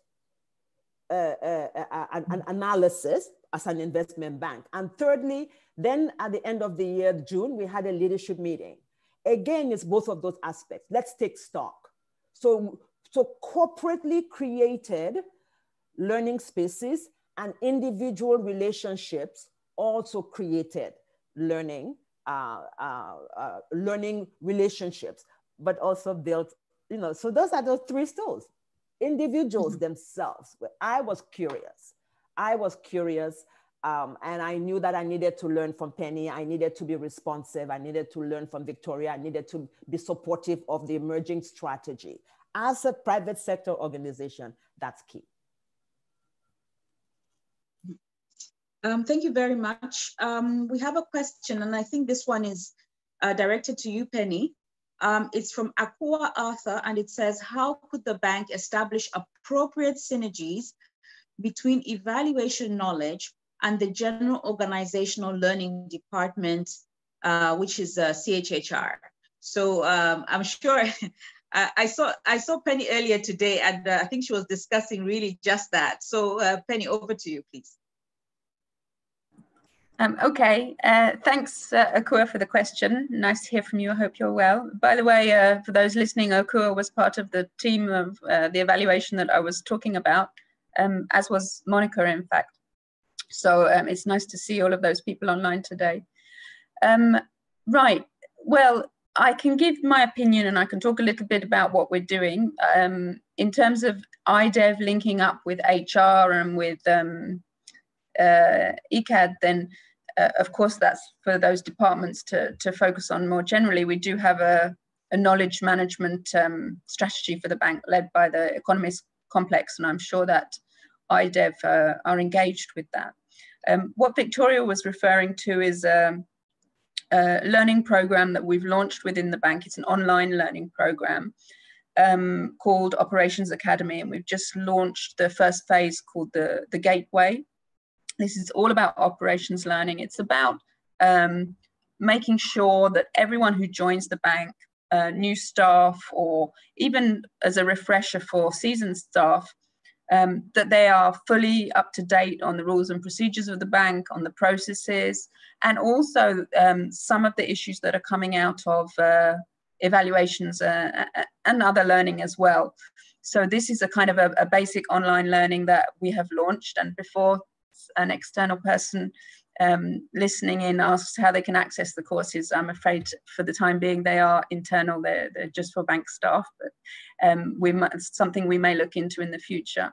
So that's something that we are doing, and IDEV have in fact contributed to some of that, less so on learning actually, and more on what IDEV does and what are the rules in the bank around self-evaluation. So I think it's maybe the focus on what we've learned from evaluations is something that maybe we can do a little bit more of within that e-course development.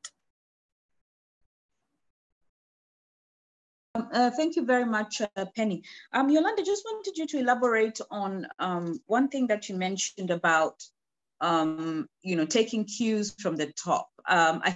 I think that, as Penny was saying, in order for us to be really, to really learn from evaluation, we have to have the space. And so I just wanted you to say something about, what type of signals from the top help to foster that type of environment. Thank you. Thank you, Victoria. And again, as an individual, I am, of course, a learning professional. And my work was made easier by the levels of leaders who were equally committed. So it is again like attraction, right? So we were attracted to each other because of that, by the way. And so when we were all kind of done, like I said, okay, now I'm gone, and so I want to point that out. So as individuals, when we choose to focus on this curiosity of learning, recognizing that, especially in Africa, we are leaders at all levels. If it starts in your own home, it starts with a small team that you are leading. Once you start introducing this journey of learning to transformation. We want to talk SDGs, we want to talk about the whole continent. It starts at an individual level. That's an enabler. And then when we get promoted, you're acting, I hope you become the director, inshallah, right? You have your DNA with you. You carry that DNA with you at the top. And then people who have that DNA are attracted to you. We want to work with Victoria. You won't believe. I just coach at the bank. I run across people in the hallways and they're like, when are you coming back? I want to work with you in the bank. So that attraction works, right? If as an individual, the system recognizes your commitment to continuous learning and personal transformation, professional transformation, influencing your team, will demonstrate higher results because you are asking that question, what are we not thinking about? What could go wrong? What is the lesson on a cupboard somewhere, on a shelf somewhere that could help us today? When you foster those loops, even in the small concentric circle that you're responsible for. Let me just say what happened to Africa. I remember my first retreat I did 2002. Everybody was like, oh, Africa is the worst department in the whole world, in the whole IFC.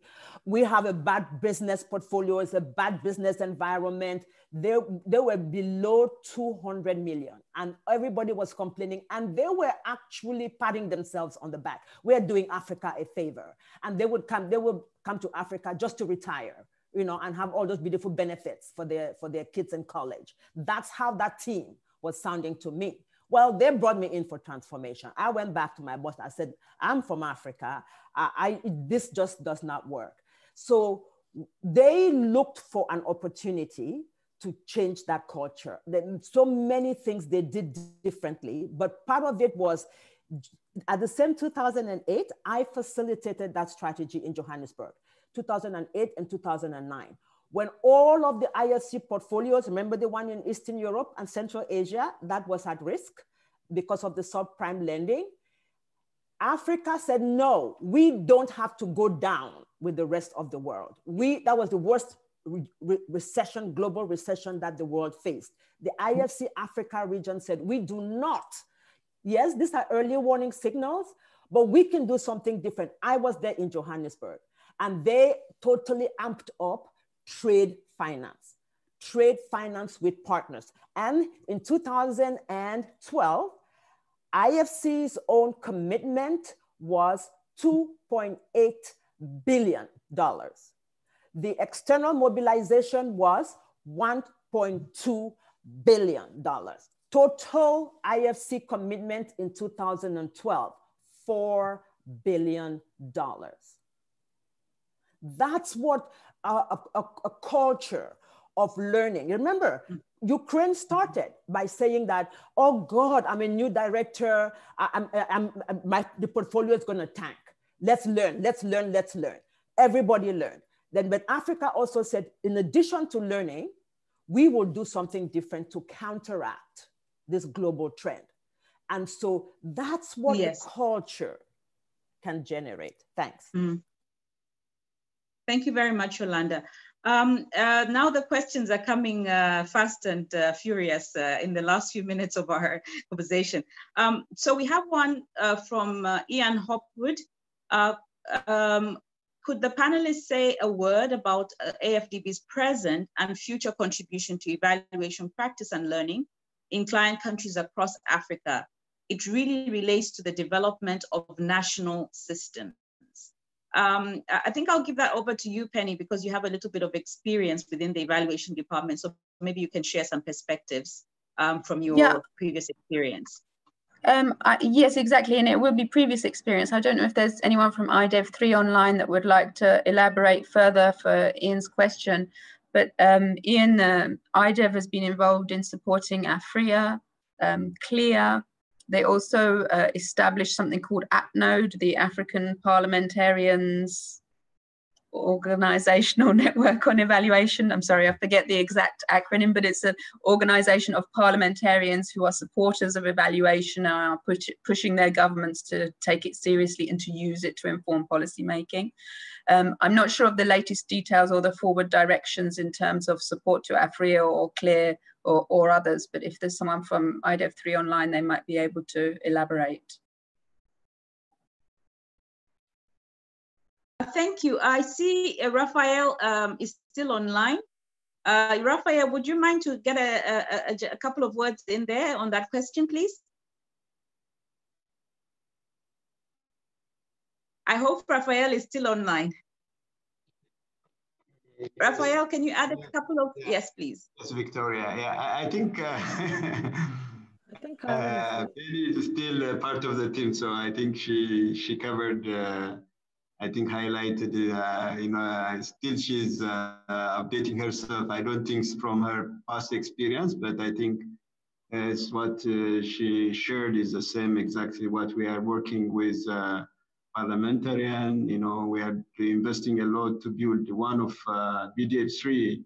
We have 3 divisions within with IDEV. So the division 3 is focusing on, in terms of one of the areas we are doing is at the end of the day, in order to improve capacity, build the capacity of our regional member countries is critical. So we have different collaboration and programs in that regard, in terms of building the capacities. So there are different initiatives. I think some of them is already Penny mentioned it. But from Division 3, if there are any ones they want to add, feel free. But already it's highlighted.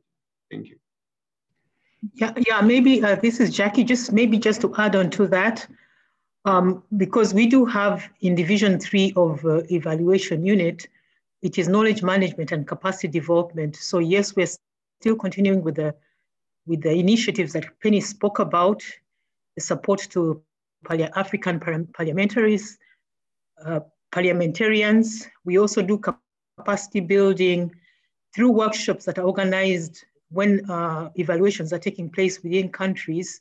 So sometimes we have evaluators there, and they will have workshops with which they do train evaluators within those countries, especially those who are supporting the evaluations that they're doing. So we also do give support to AFRIA. We do have a number of collaborative work with AFRIA. Thank you. Okay. Thank you very much, colleagues. I think that was very helpful to the listeners. We just have a few minutes remaining. So what I would like to do is just a couple of questions have been asked here. I don't expect the panelists to answer all the questions, but just to give you a sense. One of the questions was to do with the Operations Academy. What are some of the incentives for staff for success?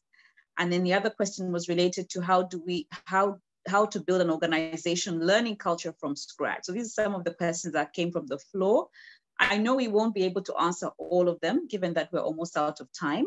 But what I would like to do is to give our panelists just 3 minutes each to just give us our last reflections, and then I'll conclude on this session. So Yolanda will go 3 minutes each to the panelists. Yolanda, please, your last thoughts on the issues that we've just discussed. Thank you. Thank you, Victoria. Really, it's my pleasure to contribute. I have spoken a lot, so I just want to highlight, to say, in addition to those 3 enabling pillars, which keeps coming up, and they're all intersecting. When we talk about how do you shift, when Penny said, how do you shift the focus from just primarily accountability to one of learning? It is starting again with your small group to focus more on learning. And believe it or not, when you do that, the output, the quality of the output would be high enough so that it stands up to accountability. I just want to point that out. It's not either or. If we know that is and, that in an organizational learning, everything is and, you will see that your output and your teamwork and even the confidence that you will have will stand up to the rigors of accountability. I want to point that out. So that we do have a bit of, it's just being aware of it as an individual, starting with your own practice and with a small team, beginning to practice expanding your personal practice to a smaller team. Even for those of us who have children, we have mentors, we have interns, right? Those are all practice opportunities for you to start expanding that concentric circle of a culture of learning. What do you learn from that? What's going up? So not just reacting all the time, what just happened, what's happening now, but no, do you see a relationship between the two? So that's a dialogic culture where we are asking questions, right? Rather than feeling that we have to answer or we have to have the best answers. No, we really don't. If we did, we would be fixing this pandemic, right? The world is showing us we don't have answers. So how do we create a culture where we are asking the right questions of each other and of ourselves as individuals? I am saying that I saw firsthand how that contributed from the top person. One more shout out to Jim Wolfenson.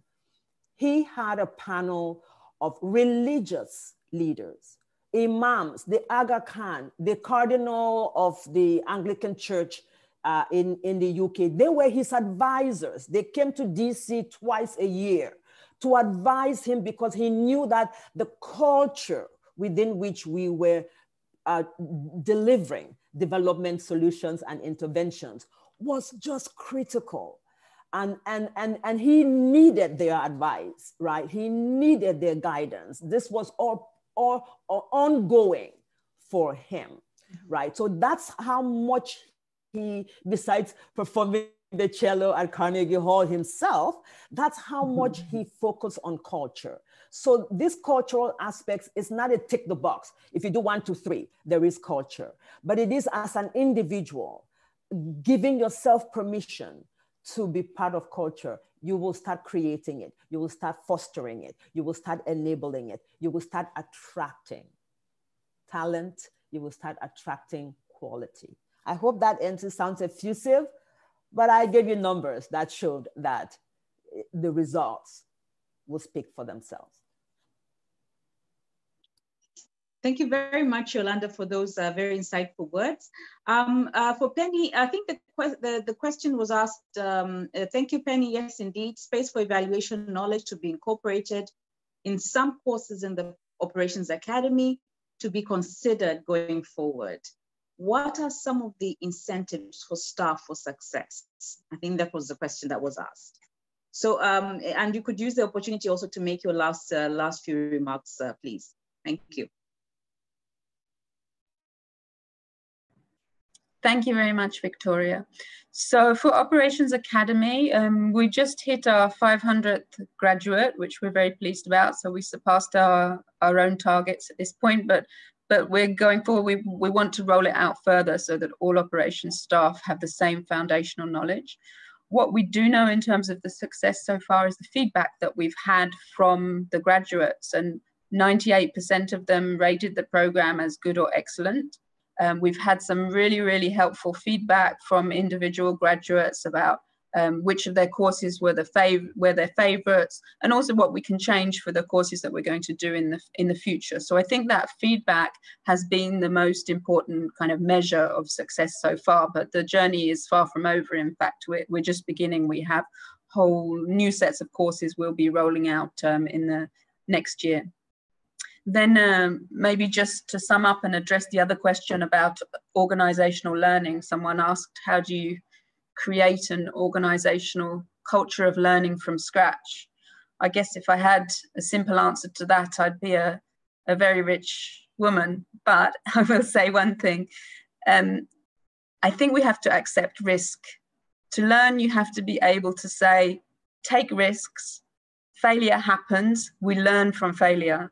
And if we can't do that, if we're too scared of taking risks, we won't advance and we won't learn. I think, to me, that's one of the most important things. So you accept risk. It also means you have to accept occasional failure as well. And that's something that we see in the fast-growing startups across the world. That's how they work. And that's something I think that bigger institutions also can learn from those smaller startups. Thanks. I'll leave it there. It's been a pleasure. Thank you, Victoria, Yolanda, and to everyone for joining. I've enjoyed it very much. Thank you very much. It was a pleasure listening to our two panelists, Penny Jackson, Yolanda Hegney. Thank you very much, and also for the participants for your most interesting and insightful questions that helped us to move the conversation along. I think we've learned a lot from this session about creating space for learning, about quality of evaluation that contribute to learning, about the three-legged stool, and I'm sure that will go back with our participants about individual capacity, leadership style, and systemic approaches to learning. So with those few words, I'd like to say thank you very much, and also to the team who organized this session. We had a wonderful session, so thank you very much, everyone.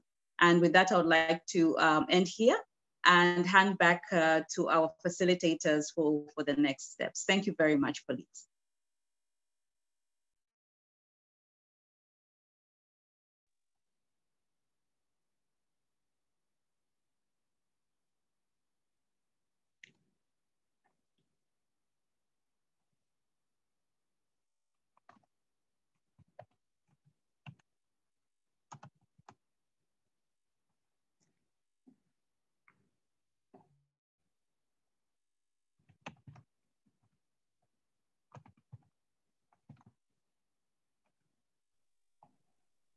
Hello, good afternoon, colleagues. Are there any housekeeping closing issues that you'd like to address? Thank you.